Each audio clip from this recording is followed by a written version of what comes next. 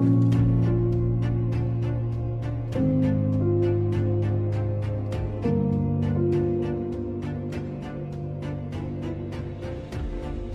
তোকে আর স্কুল যেতে হবে না, ঠিক আছে?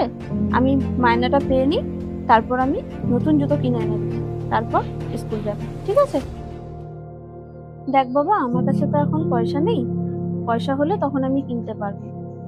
তো আমার তো আজকে পয়সা পাওয়ার কথা। আমি পয়সাটা পেয়ে নিই, তারপর নতুন জুতো কিনে দেবো। আজকে তোকে আর স্কুল যেতে হয় না, কাল থেকে স্কুল যাবে।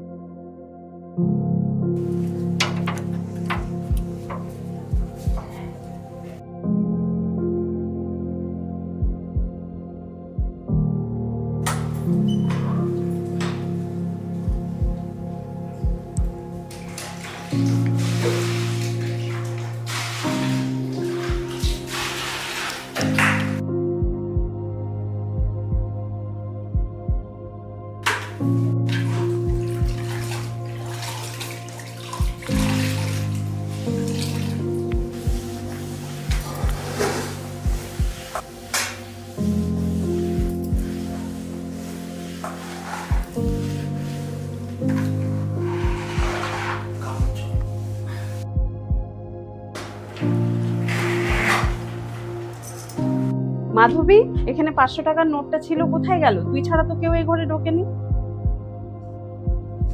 দিদিমণি, আজ 10 বছর ধরে এ বাড়িতে বাসন মাজছি, কোনোদিন একটা চালও এদিক থেকে ওদিক হয়নি।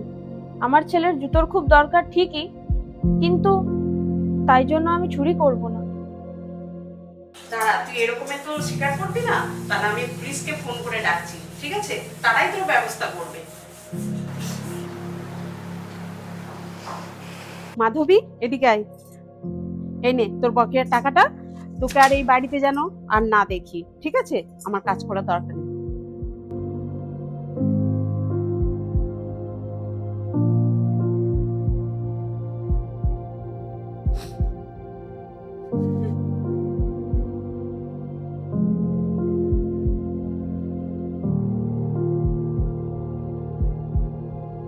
যা, বাড়ি চলে যা, আর আসবি না এই বাড়িতে।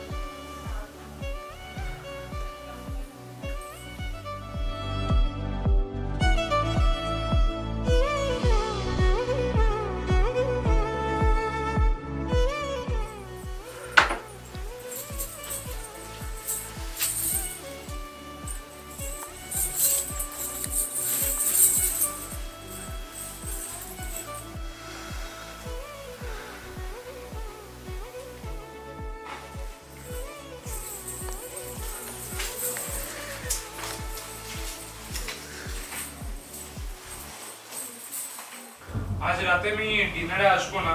I have some business meeting. Dinner করে নিও, আমার জন্য অপেক্ষা করো না, কেমন? আজ আমাদের 25তম বিবাহ বার্ষিকী, তোমার কি মনে আছে? ও, তুমি আমার কার্ডটা রাখতে পারো।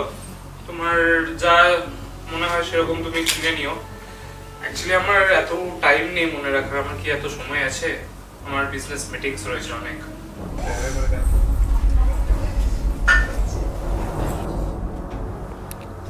শোনো, তোমার ন্যাকা কান্না বন্ধ করো। I am getting late. কার্ডটা রইলো, তোমার যা লাগবে তুমি কিনে নিও। আমি আসছি।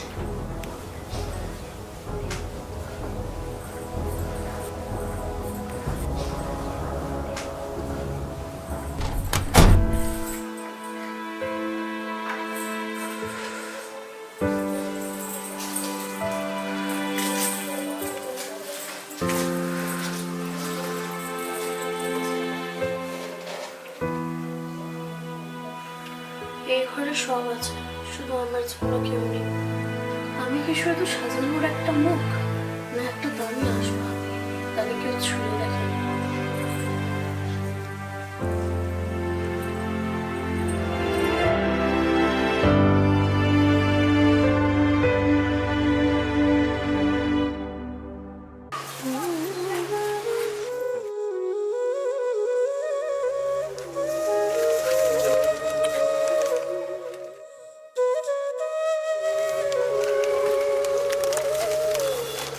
একশো টাকা হলো।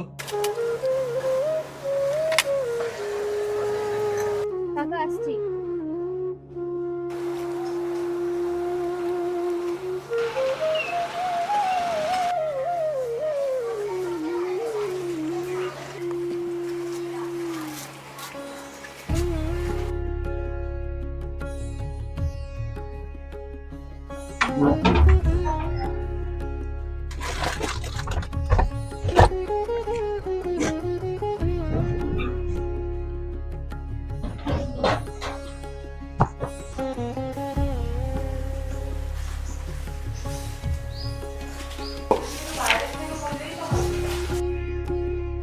বৌমা, এইসব বইপত্রের দরকার কি?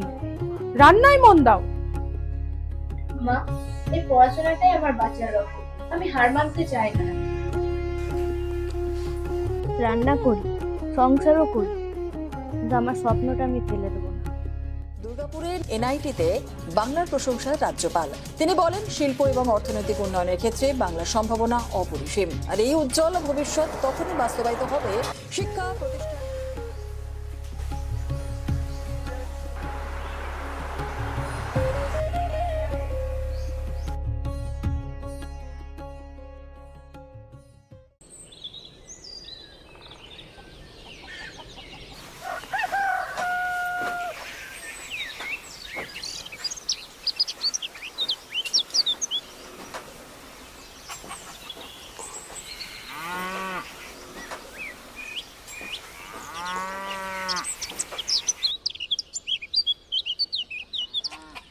দিদি, দিদি, দরজাটা খোল।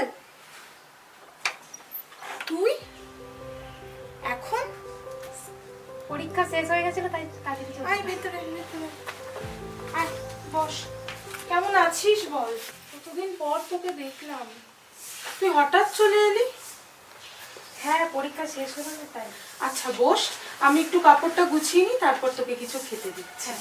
হ্যাঁ রে দিদি, তুই না নার্স, তুই এখনো যাসনি? হ্যাঁ রে, আমি তো নার্স, মানুষের ব্যথা সারাই। হ্যাঁ রে বোন, রান্না বান্না তো কিছু হয়নি। তুই এক কাজ কর, তুই পাশের ঘরে গিয়ে বিশ্রাম কর। আমার রান্না বান্না হলে আমি তোকে ডেকে নেবো, কেমন?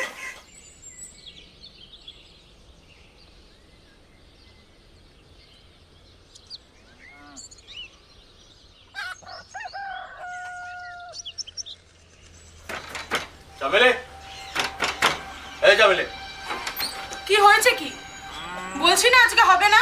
যা আজকে। না টাকা দেবো, তারপরে তোমার আছে কিসের? হ্যাঁ, যা এখান থেকে। এই আমি টাকা দেবো এত ভাব কিসের তোর? হ্যাঁ, যা এখান থেকে। ঠিক আছে, দেখে নেবো, দেখে নেবো তোকে আমি। যা।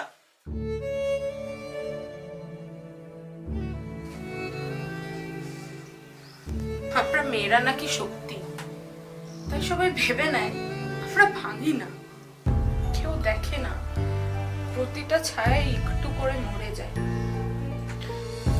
দেহটা কিনতে পারে, কিন্তু এই বুকের ভেতরের মানুষটা, সেটা তো কোনো বাজারে ওঠে না।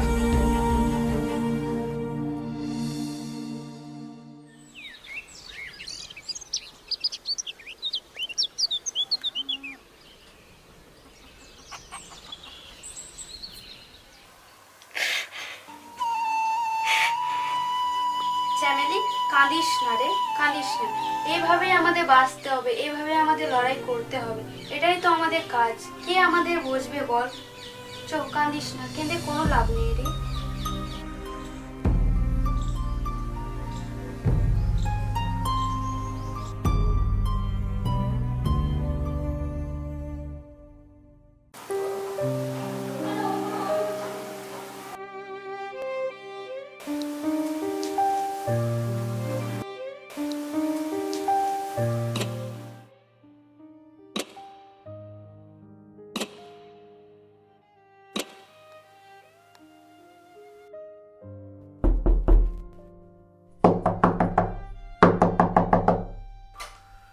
ম্যাডাম আসবো?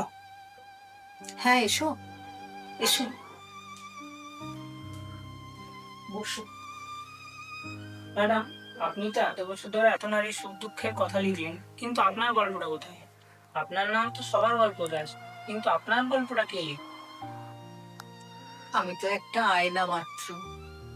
আয়না কি নিজের ছবি দেখতে পায়? আমি তো ওদের জীবনেই বেঁচে আছি। মাধবীর ঘামে, শিলার জেদে, চামেলির ত্যাগে। আমার গল্প তো কিছু আলাদা নয়, ওদের গল্পই তো আমার শ্বাস।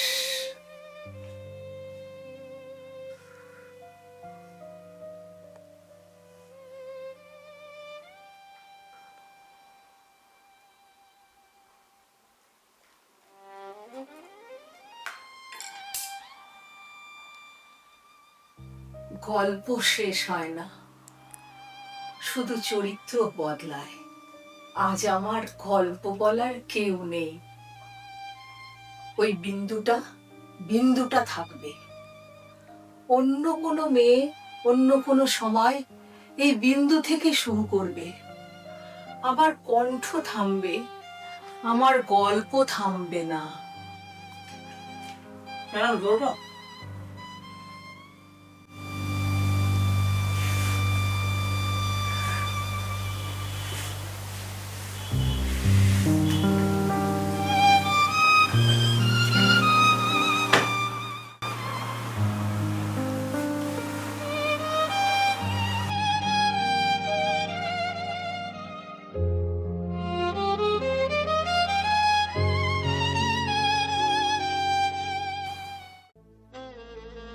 গল্পের শুরু একজন সাংবাদিককে দিয়ে, যিনি আয়না ছিলেন কিন্তু নিজেই হয়ে উঠলেন আলো।